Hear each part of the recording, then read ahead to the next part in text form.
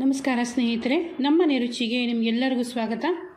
ಇವತ್ತು ನಮ್ಮ ಮನೆಯಲ್ಲಿ ಎಲ್ಲರಿಗೂ ತುಂಬ ಇಷ್ಟ ಆಗುವಂಥ ಒಂದು ಪಲಾವ್ ರೆಸಿಪಿನ ತೋರಿಸ್ತಾ ಇದ್ದೀನಿ. ಪನ್ನೀರು ಮತ್ತು ಹಸಿ ಬಟಾಣಿ ಬಳಸಿ ಮಾಡುವಂಥ ಈ ಮಟರ್ ಪನ್ನೀರ್ ಪಲಾವ್ ತುಂಬಾ ರುಚಿಯಾಗಿರುತ್ತೆ. ತಯಾರಿಸೋದು ಸಹ ತುಂಬಾ ಸುಲಭ.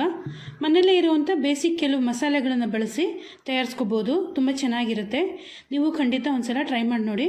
ನನ್ನ ವಿಡಿಯೋ ಮೊದಲನೇ ಬಾರಿ ನೋಡ್ತಾ ಇದ್ದರೆ ಈಗಲೇ ಸಬ್ಸ್ಕ್ರೈಬ್ ಮಾಡ್ಕೊಳ್ಳಿ. ಮುಂದಿನ ವಿಡಿಯೋನ ತಕ್ಷಣ ನೋಡೋದಕ್ಕೆ ಬೆಲ್ ಐಕಾನ್ ಕ್ಲಿಕ್ ಮಾಡ್ಕೊಳ್ಳೋದು ಮಾತ್ರ ಮರಿಬೇಡಿ. ಮಟರ್ ಪನ್ನೀರ್ ಪಲಾವ್ ಹೇಗೆ ಮಾಡೋದು ಅಂತ ನೋಡೋಣ. ಮೊದಲು ಪನ್ನೀರ್ಗೆ ಸ್ವಲ್ಪ ಬೇಸಿಕ್ ಮಸಾಲೆಗಳನ್ನು ಹಾಕ್ಬಿಟ್ಟು ಒಂದು ಸ್ವಲ್ಪ ಹೊತ್ತು ಮ್ಯಾರಿನೇಟ್ ಮಾಡ್ಕೋಬೇಕು. ಅದಕ್ಕೆ ನಾನು ಇಲ್ಲಿ 400 ಗ್ರಾಮ್ ಪನ್ನೀರ್ಗೆ ಅರ್ಧ ಚಿಕ್ಕ ಚಮಚ ಉಪ್ಪು, ಅರ್ಧ ಚಿಕ್ಕ ಚಮಚ ಅಚ್ಚ ಖಾರದ ಪುಡಿ, ಅರ್ಧ ಚಿಕ್ಕ ಚಮಚ ಧನಿಯಾ ಪುಡಿ, ಅರ್ಧ ಚಿಕ್ಕ ಚಮಚ ಅರಿಶಿನ, ಅರ್ಧ ಚಿಕ್ಕ ಚಮಚ ಗರಂ ಮಸಾಲ, ಇದಿಷ್ಟು ಪುಡಿಗಳನ್ನು ಹಾಕ್ಕೊಂಡು ಇದನ್ನು ಹಗುರ ಕೈನಲ್ಲಿ ಸ್ವಲ್ಪ ಟಾಸ್ ಮಾಡ್ಕೊಳ್ಳೋಣ. ಇಲ್ಲಾಂದರೆ ಒಂದು ಫೋರ್ಕು ಅಥವಾ ಸ್ಪೂನಲ್ಲಿ ಮಿಕ್ಸ್ ಮಾಡಿಕೊಂಡ್ರೂ ನಡೆಯುತ್ತೆ. ಹುಷಾರಾಗಿ ಪನ್ನೀರ್ ಏನು ಮುರಿದೇ ಇರೋ ರೀತಿ ಟಾಸು ಅಥವಾ ಮಿಕ್ಸ್ ಮಾಡಿಕೊಂಡು ಇದನ್ನು ಒಂದು 10 ನಿಮಿಷ ಸೈಡಲ್ಲಿ ಇಟ್ಬಿಡೋಣ. ನಾನಿಲ್ಲಿ ಒಂದು ಬೇರೆ ಬೌಲ್ಗೆ 2 ಕಪ್ಪು ಬಾಸ್ಮತಿ ಅಕ್ಕಿ ಹಾಕ್ಕೊಂಡಿದ್ದೀನಿ. ಈಗ ಇದನ್ನು ಒಂದು 2 ಸಲ ಚೆನ್ನಾಗಿ ತೊಳ್ಕೊಂಡ್ಬಿಡೋಣ. ಅಗತ್ಯ ಇರೋಷ್ಟು ನೀರು ಹಾಕ್ಬಿಟ್ಟು ಇದನ್ನು ಒಂದು 2 ಸಲ ಚೆನ್ನಾಗಿ ತೊಳೆದಿರೋಂಥ ನೀರನ್ನು ಪೂರ್ತಿಯಾಗಿ ಚೆಲ್ಬಿಡೋಣ. ತೊಳೆದಿರೋಂಥ ನೀರನ್ನು ಪೂರ್ತಿಯಾಗಿ ಚೆಲ್ಬಿಟ್ಟು ಬೇರೆ ಫ್ರೆಶ್ ಆಗಿ ನೀರು ಹಾಕಿ ಇದನ್ನು 15ರಿಂದ 20 ನಿಮಿಷ ನೆನೆಯೋಕ್ಕೆ ಬಿಟ್ಬಿಡೋಣ.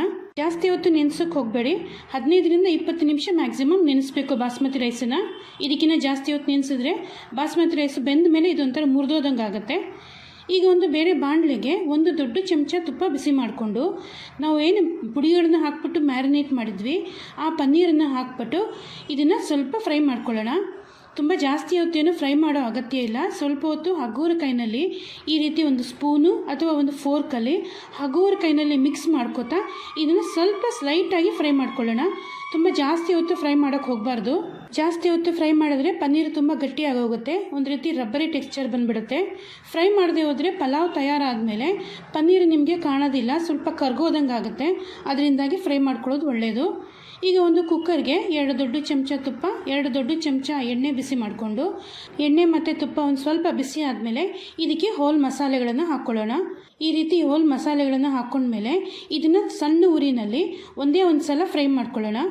ಇದೊಂದು ಚೂರು ಫ್ರೈ ಆದಮೇಲೆ 1 ಚಿಕ್ಕ ಚಮಚ ಜೀರಿಗೆ ಹಾಕ್ಕೊಳ್ಳೋಣ. ಜೀರಿಗೆನೂ ಸ್ವಲ್ಪ ಚಟಪಟ ಅನ್ನಲಿ. ಜೀರಿಗೆ ಒಂದು ಚೂರು ಕ್ರ್ಯಾಕ್ ಆದಮೇಲೆ ಇದಕ್ಕೆ ಹಚ್ಚಿರುವಂಥ ಈರುಳ್ಳಿ ಹಾಕ್ಕೊಳ್ಳೋಣ. ನಾನಿಲ್ಲಿ 2 ದೊಡ್ಡ ಸೈಜ್ ಈರುಳ್ಳಿನ ಸ್ವಲ್ಪ ದೊಡ್ಡ ಹೋಳಾಗಿ ಹಚ್ಕೊಂಡಿದ್ದೀನಿ. ಅದನ್ನು ಹಾಕ್ಕೊಂಡು ಫ್ರೈ ಮಾಡ್ಕೊತಾ ಇದ್ದೀನಿ. ಈಗ ಇದನ್ನು ಮೀಡಿಯಮ್ ಫ್ಲೇಮ್ ಮಾಡಿಕೊಂಡು ಒಂದು 2-3 ನಿಮಿಷ ಚೆನ್ನಾಗಿ ಫ್ರೈ ಮಾಡ್ಕೊಳ್ಳೋಣ. ತೀರ ಏನು ಜಾಸ್ತಿ ಹೊತ್ತು ಫ್ರೈ ಮಾಡೋ ಅಗತ್ಯ ಇಲ್ಲ, ತುಂಬ ಕೆಂಪಾಗೋ ಅಗತ್ಯ ಇಲ್ಲ. ಸ್ವಲ್ಪ ಇದು ಹಸಿ ವಾಸನೆ ಹೋಗಿ ಜೂರು ಕಲರ್ ಚೇಂಜ್ ಆದರೆ ಸಾಕು. ಈ ರೀತಿ ಒಂದು 2-3 ನಿಮಿಷ ಫ್ರೈ ಮಾಡ್ಕೊಂಡ್ಮೇಲೆ ಇದಕ್ಕೆ 1 ದೊಡ್ಡ ಚಮಚ ಶುಂಠಿ ಬೆಳ್ಳುಳ್ಳಿ ಪೇಸ್ಟ್ ಹಾಕ್ಕೊಳ್ಳೋಣ.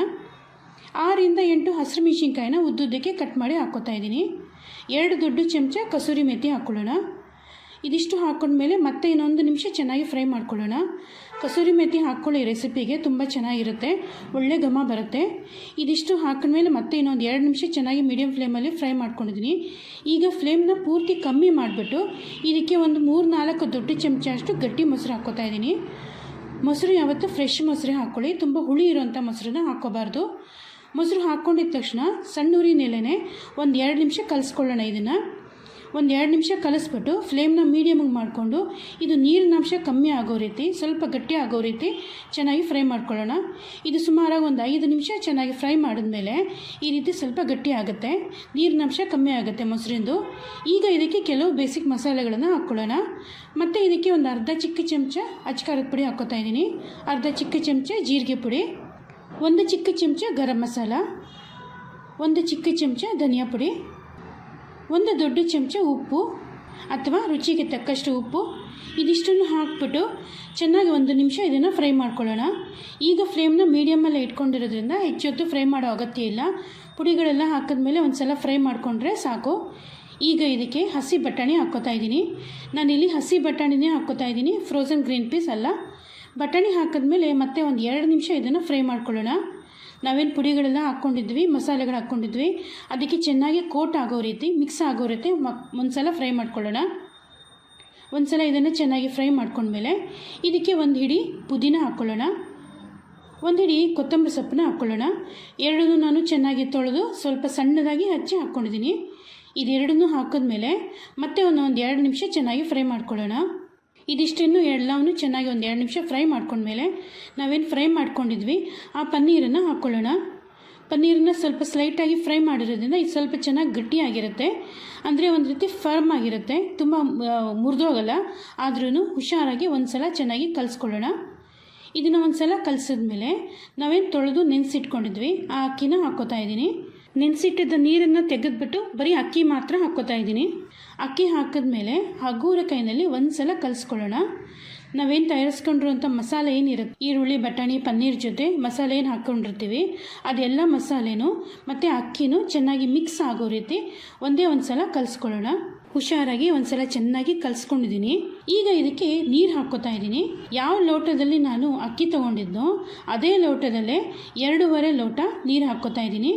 ನೀವು ಕಪ್ಪಲ್ಲಿ ಅಳತೆ ಮಾಡಿದರೆ 2.5 ಕಪ್ಪು, ನಾನು ಇಲ್ಲಿ ಒಂದು ಲೋಟದಲ್ಲಿ ಅಕ್ಕಿ ಅಳತೆ ಮಾಡಿರೋದ್ರಿಂದ 2.5 ಲೋಟ ಹಾಕ್ಕೋತಾ ಇದ್ದೀನಿ. ನೀರು ಹಾಕ್ಕೊಂಡ್ಮೇಲೆ ಒಂದು ಸಲ ಅದನ್ನು ಚೆನ್ನಾಗಿ ಕಲಿಸ್ಕೊಳ್ಳೋಣ. ಎಲ್ಲವನ್ನೂ ಒಂದು ಸಲ ಕಲಿಸಿದ್ಮೇಲೆ ಇದೊಂದು ಸ್ವಲ್ಪ ಬಿಸಿ ಆಗಕ್ಕೆ ಬಿಟ್ಬಿಡೋಣ. ಇದು ಒಂದು ಕುದಿ ಬರೋಕ್ಕೆ ಶುರು ಆಗಬೇಕು. ಒಂದು ಸಲ ನೀರು ಕುದಿ ಬರೋಕ್ಕೆ ಶುರು ಆದಮೇಲೆ ಒಂದು ಸಲ ಮತ್ತೆ ಕಲಿಸ್ಬಿಟ್ಟು 1 ಚಮಚ ಈ ನೀರನ್ನು ತಗೊಂಡು ಟೇಸ್ಟ್ ಮಾಡಿ ನೋಡಿ. ಉಪ್ಪು ಅಥವಾ ಖಾರ ತುಂಬ ಕಮ್ಮಿ ಇದೆ ಅಂತ ಅನ್ಸಿದ್ರೆ ಈ ಸ್ಟೇಜಲ್ಲಿ ಒಂದು ಸ್ವಲ್ಪ ಉಪ್ಪು ಖಾರ ಹಾಕೋಬಹುದು. ಮುಚ್ಚಳ ಮುಚ್ಚಿಟ್ಬಿಟ್ಟು 2 ವಿಜಿಲ್ ಕೂಗ್ಸೋಣ. ಒಂದ್ಸಲ ಕುಕ್ಕರ್ಗೆ ಹೋಗಿ ಪೂರ್ತಿಯಾಗಿ ಪ್ರೆಷರ್ ಇಳಿದ್ಮೇಲೆ ಮುಚ್ಚಳ ತೆಗೆದು ನೋಡೋಣ ಮಟರ್ ಪನ್ನೀರ್ ಪುಲಾವು ಹೇಗಾಗಿದೆ ಅಂತ. ನೋಡಿ, ಪನ್ನೀರು ಮತ್ತು ಬಾಸ್ಮತಿ ರೈಸು ಚೆನ್ನಾಗಿ ಬೆಂದಿದೆ. ಇದನ್ನು ಹಗುರ ಕೈನಲ್ಲಿ ಒಂದು ಫೋರ್ಕು ಅಥವಾ ಸ್ಪೂನಲ್ಲಿ ಮಿಕ್ಸ್ ಮಾಡ್ಕೊಳ್ಳೋಣ. ಪನ್ನೀರು ಮತ್ತು ಬಾಸ್ಮತಿ ರೈಸು ಎರಡೂ ಚೆನ್ನಾಗಿ ಬೆಂದಿರುತ್ತೆ, ಸಾಫ್ಟ್ ಆಗಿರುತ್ತೆ. ಅದರಿಂದಾಗಿ ಯಾವುದನ್ನು ಮುರಿದೇ ಇರೋ ರೀತಿ ಹುಷಾರಾಗಿ ಮಿಕ್ಸ್ ಮಾಡ್ಕೊಳ್ಳಿ. ನೋಡಿ, ಬಿಸಿ ಬಿಸಿ ಮಟರ್ ಪನ್ನೀರ್ ಪುಲಾವ್ ತಯಾರಾಗಿದೆ. ಇದನ್ನು ಬಿಸಿಯಾಗಿ ರಾಯ್ತಾ ಜೊತೆ ಅಥವಾ ಯಾವ್ದಾದ್ರು ಪ್ಲೇನ್ ಗ್ರೇವಿ ಜೊತೆ ಸರ್ವ್ ಮಾಡಿ ನೋಡಿ, ತುಂಬ ಚೆನ್ನಾಗಿರುತ್ತೆ. ನಮ್ಮನೇಲಂತೂ ಇದು ಎಲ್ಲರಿಗೂ ತುಂಬ ಇಷ್ಟ ಆಗುವಂಥ ರೆಸಿಪಿ, ಎಲ್ಲರ ಫೇವ್ರೇಟ್ ರೆಸಿಪಿ ಸಹ. ನೀವು ಒಂದ್ಸಲ ಟ್ರೈ ಮಾಡಿ ನೋಡಿ, ಹೇಗನ್ನಿಸ್ತು ಅಂತ ನನಗೆ ಕಮೆಂಟ್ ಮಾಡಿ ತಿಳಿಸಿ. ನಾನು ಈಗಾಗಲೇ ಸಾಕಷ್ಟು ಪುಲಾವ್ ರೆಸಿಪಿಗಳು, ರೈಸ್ ಬಾತು, ದೊಣ್ಣೆ ಬಿರಿಯಾನಿ ರೆಸಿಪಿ ಎಲ್ಲ ಹಾಕಿದ್ದೀನಿ. ಆ ರೆಸಿಪಿಗಳ ಪ್ಲೇಲಿಸ್ಟು ವಿಡಿಯೋ ಕೊನೆಯಲ್ಲಿ ಹಾಕಿರ್ತೀನಿ. ನಿಮ್ಗೆ ಇಷ್ಟವಾದದ್ದನ್ನು ನೋಡಿ ಟ್ರೈ ಮಾಡಿ ಹೇಗನ್ನಿಸ್ತು ಅಂತ ನನಗೆ ಕಮೆಂಟ್ ಮಾಡಿ ತಿಳಿಸಿ. ನನ್ನ ವಿಡಿಯೋ ಇಷ್ಟ ಆಗಿದ್ದರೆ ಲೈಕ್ ಮಾಡಿ, ನಿಮ್ಮ ಫ್ರೆಂಡ್ಸ್ಗೆ, ರಿಲೇಟಿವ್ಸ್ಗೆ ನನ್ನ ವಿಡಿಯೋನ ಶೇರ್ ಮಾಡಿ. ಮುಂದಿನ ವಿಡಿಯೋದಲ್ಲಿ ಭೇಟಿಯಾಗೋಣ. ನಮಸ್ಕಾರ.